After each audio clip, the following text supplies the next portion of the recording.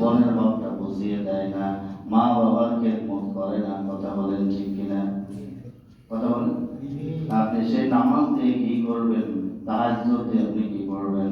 যদি আপনার মা বাবা যদি অসুস্থ বিছানায় পড়ে থাকে আর আপনি খোঁজ খবর না নেন, কাজ হবে? হচ্ছে তো তাই। নিজের ব্যবসা বাণিজ্যকে বাড়াচ্ছি, কিন্তু ঘরে মা বাবা অসুস্থ, তাদের ঘরে খাবার নাই, খোঁজ খবর নাই। আপনার ইবাদত দিয়ে আপনি জান্নাতে যেতে পারবেন?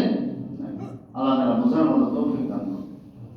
তাহলে বলতেছিলাম যে রাসূল করিম সাল্লাল্লাহু আলাইহি ওয়াসাল্লাম কি আল্লাহ তাআলা বলতেছেন, ওয়া ইন কুল্লুল লাম্মা জামিউন লাদাইনা মুহদারুন।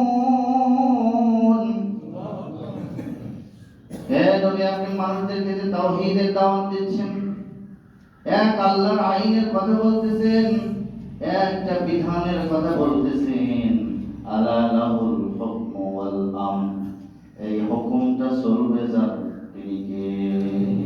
পৃথিবীটা চলবে কার আইনে? কিন্তু চলতেছে কার আইনে?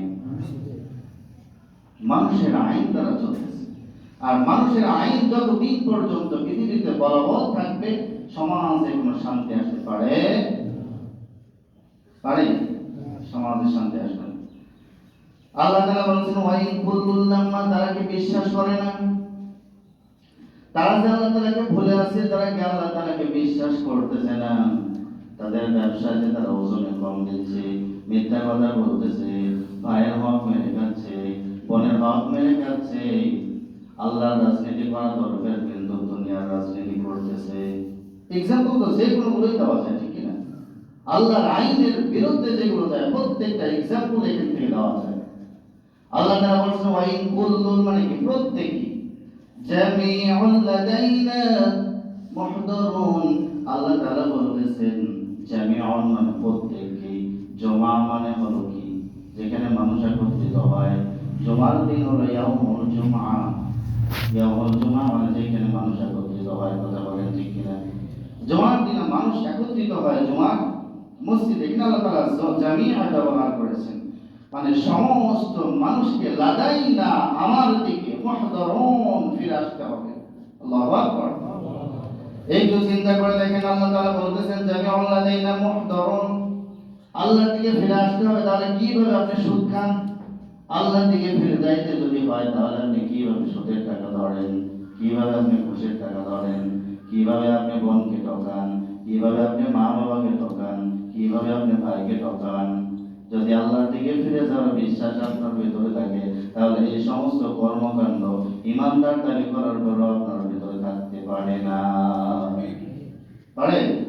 আছে তো, আমাদের প্রত্যেকের ভিতরে আছে।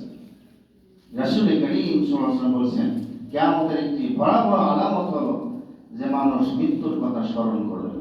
কি করবে না? মানুষ মৃত্যুর কথা স্মরণ করবে না। মরা যে লাগবে, মারা যে আমরা যাবো, এটাকে আমরা বিশ্বাস করতেছি, কিন্তু আমরা কেউ এটাকে পছন্দ করতেছি না, অপছন্দ করবো। রাসূল সাল্লাল্লাহু আলাইহি ওয়াসাল্লাম এটাই বলেছেন যে দুনিয়ার প্রতি মানুষের মোহ এত বেড়ে যাবে যে মৃত্যুটা হওয়াটাকে আমরা পছন্দ করতেছি না। ঠিক কিনা ভাই?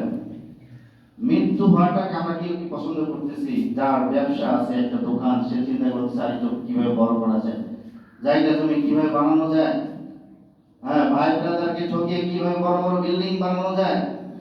যদি আমার মৃত্যুর প্রতি বিশ্বাস থাকতো, 1400 বছর আগে রাসূল সাল্লাল্লাহু আলাইহি ওয়াসাল্লাম আল্লাহ এই নির্দেশই দিচ্ছেন যে মানুষকে বিশ্বাস করে না, যে তাকে আবার কি করতে হবে?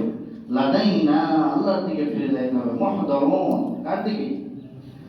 وآية لهم الأرض الميتة। আল্লাহু আকবার।